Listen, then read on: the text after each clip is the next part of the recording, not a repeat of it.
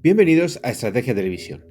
En este vídeo vamos a tratar un tema que de otro modo también hemos tratado ya anteriormente en este canal y es si España necesita un avión ataque a tierra en concreto. Y vamos a hablar de un modelo muy específico, vamos a hablar del Super Tucano.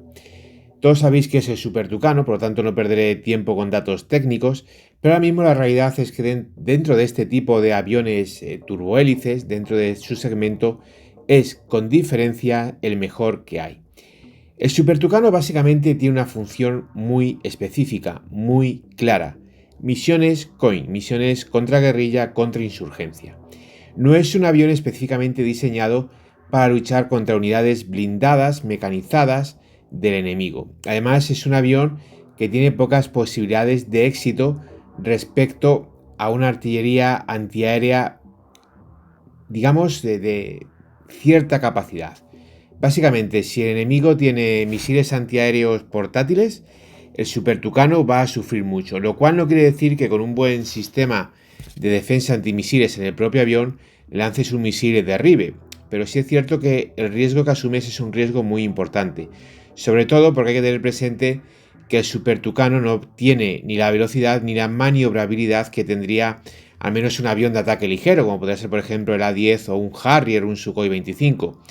Por lo tanto, su oportunidad básicamente iba a estar en los chaff y bengalas que pudiesen llevar y muy poquito más. Por lo tanto, el Super Tucano, más que para apoyar misiones de una guerra convencional, es un avión ideal para misiones contra guerrillas. En este aspecto, España nunca ha tenido estos sistemas, aunque hasta el 75, con el Polisario, sí es cierto que nunca hubiesen venido de mal tenerlo. Nosotros en ese momento teníamos los Saeta y los Super Saeta, pero a partir de ahí, digamos, desechamos este arma. Es obvio preguntarse si España necesitaría este sistema, tanto para su ejército del aire como directamente para el ejército de tierra. Hace unos días creé un vídeo sobre la necesidad de que el ejército, por lo útil, práctico y quitarle trabajo al ejército del aire, se dotase de su propia aviación del ejército, y en este caso vamos a hablar del Super Tucano para nuestras fuerzas armadas. ¿En qué situación, pongámonos sobre el terreno, en qué situación el Super Tucano sería un arma interesante para España desde un punto de vista militar? Pues solamente en uno, en aquellas situaciones de combate en las cuales el ejército de tierra se encargue de luchar contra unas fuerzas asimétricas, básicamente contra guerrillas. Si estamos hablando de un conflicto regular, el Super Tucano no es algo realmente útil, realmente práctico, porque aunque al enemigo hayas conseguido la superioridad aérea frente a él, el enemigo siempre va a poder tener misiles portátiles o incluso piezas de artillería, cañones antiaéreos, típicos ZSU-23-4 y cosas de este tipo. Ya no hablamos de un Tunguska, un Shilka, Skriner o demás. Por lo tanto, tenemos que circunscribir el uso de Tucano a operaciones contra guerrillas. ¿Dónde sería práctico este avión? Bueno, en los últimos años España se ha visto envuelta, ya diríamos en las últimas décadas, en misiones de este tipo y no ha contado con el apoyo necesario. Por ejemplo, en Irak, el hecho de haber contado con un Super Tucano hubiese sido muy práctico. Aunque en aquella época el Super Tucano era más un deseo que una realidad operativa.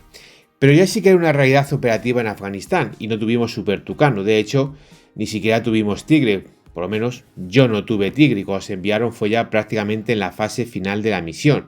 Los Tigre en Afganistán han cubierto aproximadamente el 10% del tiempo de la misma. Hay tropas españolas desplegadas en diversos países de África y también en esta situación el Super Tucano sería extremadamente útil. ¿Por qué? Porque te vas a enfrentar a fuerzas irregulares, te vas a enfrentar a 4 guerrilleros cochambrosos con una pick-up y con mucho una ametralladora en la parte trasera, y en este tipo de misiones el Super Tucano sí que sería útil y sería práctico, sería muy práctico. Además, hay un aspecto muy positivo en la defensa del Super Tucano para aquellos que crean necesario este avión, y es el hecho de que el Super Tucano no cuesta nada. El precio es un precio irrisorio. Un Super Tucano bien preparado, bien capacitado y con tecnología bastante vanguardista te va a costar 12 millones de euros. Bueno, de dólares. De euros 11 millones y algo. Costo de una hora de vuelo Super Tucano, 4.000 eurillos. Por favor, si esto es la comida de unos ladrones sindicalistas en España. Un Super Tucano, dotarte de un ala aérea con 18 unidades en el ejército del aire no cuesta nada. O lo mismo para el ejército de tierra, dotarte de un regimiento de estos aviones tampoco te costaría nada. Su precio, como veis, es un precio irrisorio y te ofrece mucho, te ofrece muchísimo, muchísimo. Aspectos en contra de dotarnos de este avión. Yo sinceramente no encuentro ninguno. Siendo sincero, no encuentro ninguno. Porque España, que cada vez tiene que mirar más al Sahel, ahí sería un avión muy útil y muy práctico. Y luego, además, ante cualquier situación de apoyo a nuestras tropas en el exterior, como por ejemplo pasó en Afganistán, tienes un arma realmente necesaria. Por ejemplo, en España, el despliegue en Afganistán, en la base principal, en Kalinau, el aeropuerto estaba fuera de la base. Había nada, cruzar una calle, en fin, cruzar un poquito de tierra y ya tenías allí el aeropuerto. Estaba al lado de la base el aeropuerto. No estaba dentro de la base, pero estaba al lado de la base. Por lo tanto, podríamos haber operado perfectamente un avión como el Super Tucano para apoyar a nuestras tropas. Por ejemplo, en Mali estamos hablando de 3/4 partes de lo mismo. Sumamente útil y sumamente práctico. En cualquier misión que pudiésemos vernos involucrados en el futuro, este avión también sería realmente útil, realmente práctico.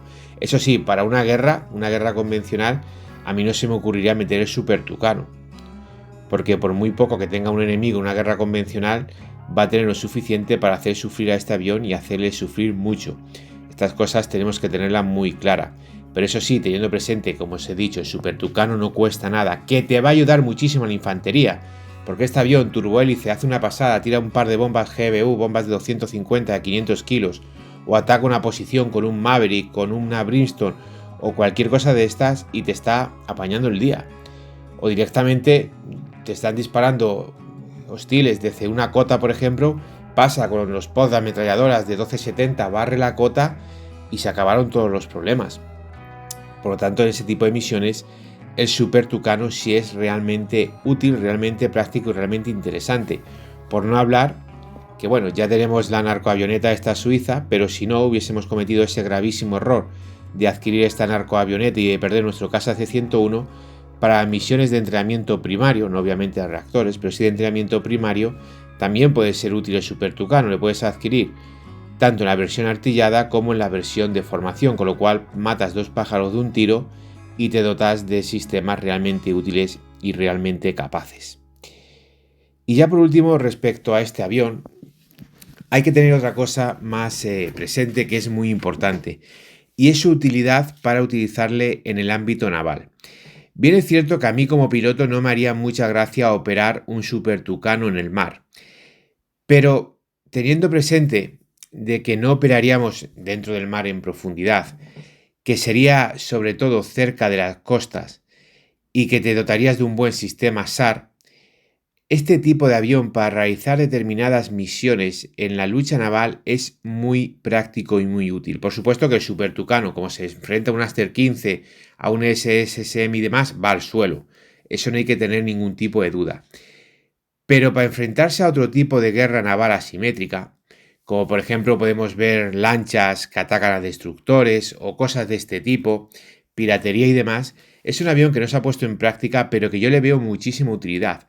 Básicamente porque que falle un pistón es mucho más probable que falle un motor a reacción que falle un pistón. Entonces, aunque siempre hay un riesgo para el piloto, también hay que tener presente que el Harrier tiene un motor, que el F-35 también tiene un motor, no son bimotores.